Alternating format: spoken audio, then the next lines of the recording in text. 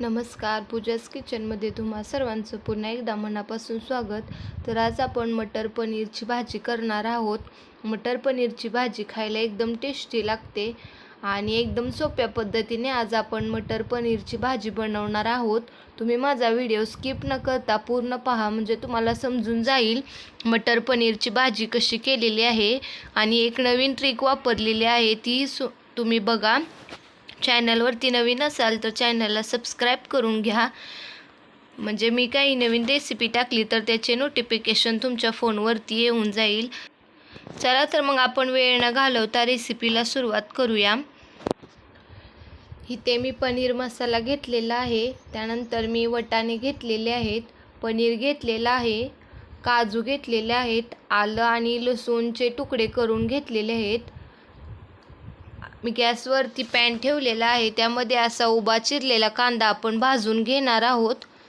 अशा प्रकारे आपण सर्व कांदा भाजून घ्यायचा. त्यानंतर त्यामध्ये मी थोडंसं तेल ॲड केलेलं आहे कांदा छान भाजण्यासाठी.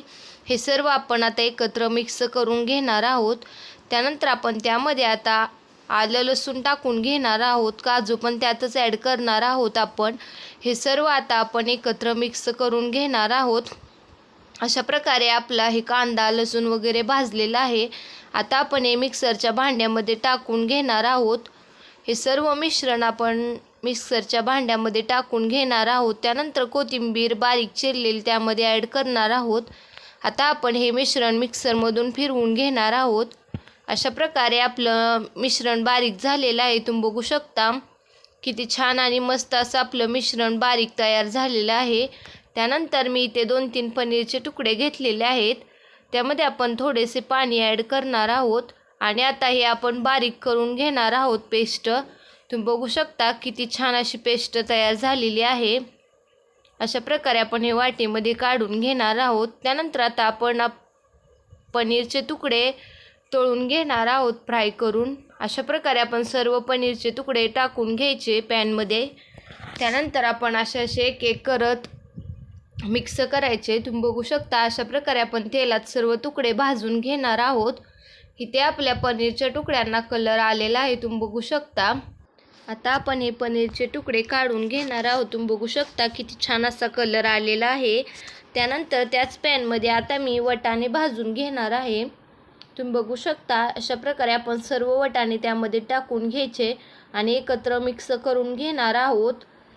छान कलर येईपर्यंत आपण वटाणे भाजून घेणार आहोत. अशा प्रकारे आपले वटाणे भाजून झालेले आहेत. इथे पनीरचे तुकडे भाजून झालेले आहेत.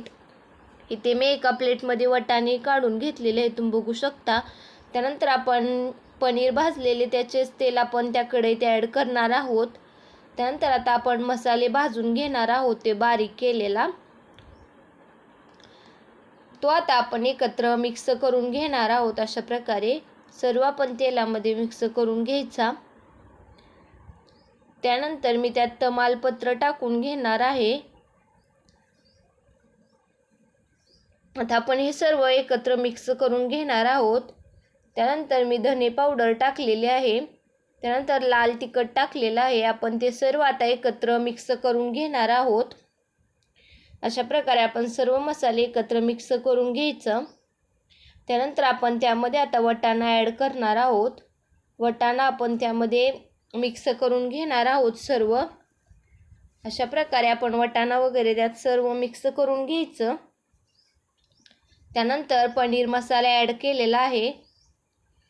पनीर मसाला टाकल्यानंतर आपण तो एकत्र आता मिक्स करून घेणार आहोत. तुम्ही बघू शकता किती छान असं मस्त झालेलं आहे आपले. त्यानंतर आपण आता 4-5 मिनिटासाठी झाकण ठेवणार आहोत, म्हणजे आपला वटाणा चांगला शिजतो. त्यानंतर मी काळं तिखट टाकलेलं आहे घरगुती आपलं. त्यात आपण सर्व एकत्र मिक्स करून घेणार आहोत.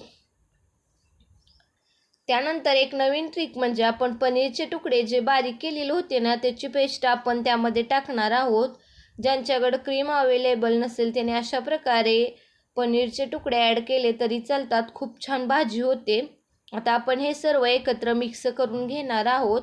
त्यानंतर आपण चवीनुसार मीठ टाकून घेणार आहोत त्यामध्ये. तुम्ही बघू शकता अशा प्रकारे आपण चवीनुसार मीठ टाकून मिक्स करून घ्यायचं आहे. त्यानंतर आपण त्यामध्ये आता पाणी ॲड करणार आहोत. अशा प्रकारे आपण जेवढी भाजी पाहिजे तेवढंच आपण पाणी ॲड केलेलं आहे त्यामध्ये. आता हे सर्व आपण एकत्र मिक्स करून घ्यायचं. तुम्ही बघू शकता किती छान अशी उकळी फुटलेली आहे आणि भाजी पण खूप छान शिजत आहे. मस्त अशी आपली भाजीला छान उकळी फुटलेली आहे आणि मस्त उकळत आहे.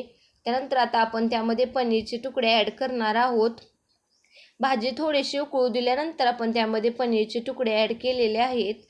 त्यानंतर आता आपण त्यामध्ये वरून थोडीशी कोथिंबीर ॲड करणार आहोत.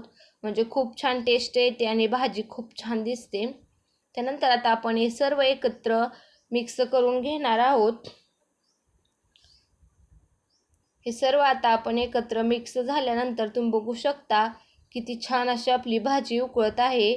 त्यानंतर इथे आपली मटर पनीरची भाजी तयार झालेली आहे.